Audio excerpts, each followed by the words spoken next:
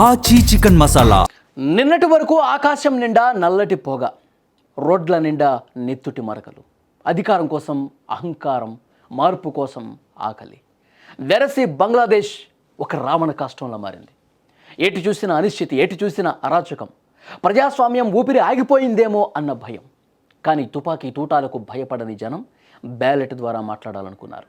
హింసకు సమాధానం ఓటుతో చెప్పాలనుకున్నారు. అల్లర్ల బూడిదలోంచి ఒక కొత్త ఆశ చిగురించింది.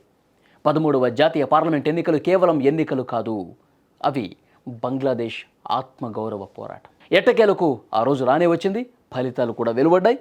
రాజకీయ పండితుల అంచనాలు తల్లకిందులయ్యాయి. బంగ్లాదేశ్ రాజకీయాల్లో పెను సంచలనం నమోదైంది. 151 సీట్ల మ్యాజిక్ ఫిగర్ను దాటి బంగ్లాదేశ్ నేషనలిస్ట్ పార్టీ స్పష్టమైన, సంపూర్ణమైన మెజారిటీ సాధించింది. ఒకప్పుడు దేశం విడిచి వెళ్లాల్సి వచ్చిన నాయకుడు నేడు అదే దేశాన్ని నడిపించే రథ సారథిగా తిరిగొచ్చాడు. తారిక్ రెహమాన్. ఈ పేరు ఇప్పుడు బంగ్లాదేశ్ రాజకీయాల్లో ఒక సునామీ. అణచివేతకు గురైన పార్టీని తిరిగి అధికార పీఠంపై కూర్చోబెట్టిన వ్యూహకర్త. గత ప్రభుత్వాల వైఫల్యాలు, ప్రజల్లో గూడు కట్టుకున్న ఆగ్రహం తారిక్ రెహమాన్ విజయానికి సోపానాలయ్యాయి. ఇది కేవలం అధికార మార్పిడి కాదు, ఒక తరానికి జరిగిన న్యాయం. అల్లర్ల తర్వాత అలసిపోయిన దేశానికి దొరికిన ఊరట. అధికారం చేతికొచ్చింది, కానీ ముందున్నది పూలపాన్పు కాదు, ముళ్ళ బాట. మరి తారిక్ రెహమాన్ ఈ కొత్త బంగ్లాదేశ్ను ప్రగతి పథం వైపు నడిపిస్తారా? కాలమే సమాధానం చెప్తుంది.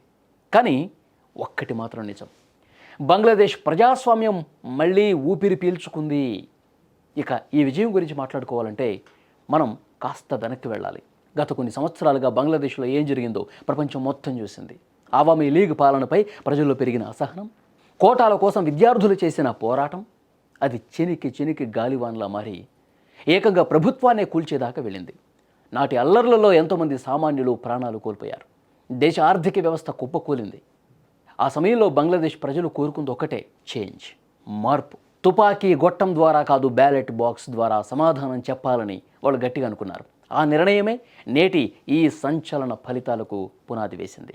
నిజంగా అక్కడ ఉన్నటువంటి హిందువులు, మైనారిటీలు ఎన్నో ఇబ్బందులకు గురవుతున్నటువంటి పరిస్థితి ఉంది. ఇంకా మైనారిటీల హత్యలు జరుగుతున్నాయి, ముఖ్యంగా హిందువుల హత్యలు జరుగుతూ ఉన్నాయి.